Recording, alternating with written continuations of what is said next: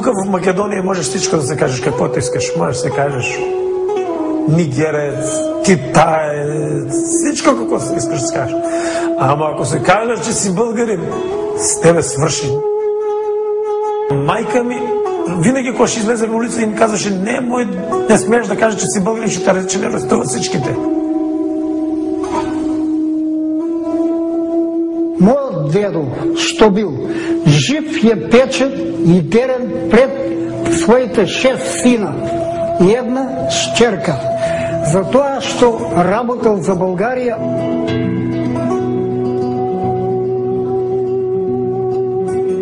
Има 2 цркви. Старата е българска, 24-та година направуваат србите српска црква. Таа ја урнуваат на българите и да одат у српската. И само ме питват, какъв си ти? Аз си казвам, викам, същиот като шо бил Гоце Делчев и Даме Груев. Бой, какъв си?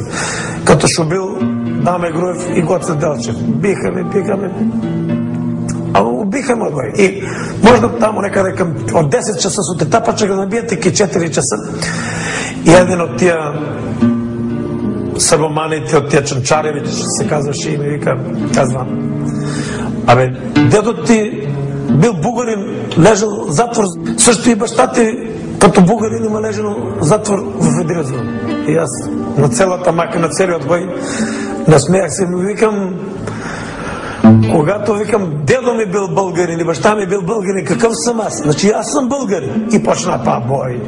Целият бой беше само, че бе българин и казвах, абе не да ме биете и да ме убиете, викам, аз съм българин и оставам си българин.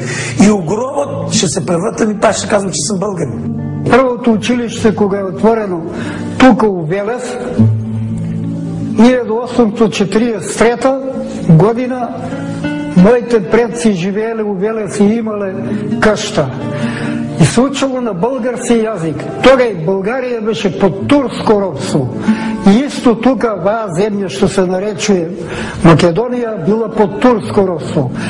Па кој можеше да ги пороби, да им нареди да учат на тие ученици на български? Кој? На 30.000 луѓе, хора в Македонија се избити што се българи и многу арестовани по затвори на Голи оток, над 150.000, 180 што се казвале българи. Мислам, че у Велес 53 души има интелигентни хора, които били доктори, адвокати, бяха избити. За 4 български песни, 4 месеца, 59-та година лежа в затвор. Македонската нация от 45-та година и направена со убивање, со арестување, со заплахи, со сила е направена. И таа е искуствена нација. А всичко што е искуствено се разпади. И Југославија беше искуствена, беше од 6 републики, се разпадна. Од 471 гробје българско, само во Цапари, сега во Сушсуничко, Ново село да има само 2 гробишта.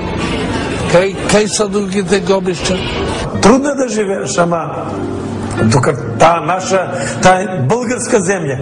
Македонија е част од Българија. И ние сме тука българи и оставаме си на нашата земја. Таа е нашата земја, таа е на дедите ни земја, на бащите ни земја. Таа е наша, таа е българска земја. А се направи тука еден духовен геноцид, што беше катастрофен. Ако човекот не е фанатик кон себе си, ако не е горд, тој секој ќе биде победен. А тоа на македонец по национално, тоа ти е поробен българин. Се уште присуствието на оние запалени глави пројугословени, кои што живеа на јаслите на Југославија, се уште се надеваат на воскреснување на еден мртовец како што беше покојната Југославија. Република Македонија си съществува като един музеј на Југославија, като един музеј на југокомунистичката идеологија, којато позволяваше да се мразат други нации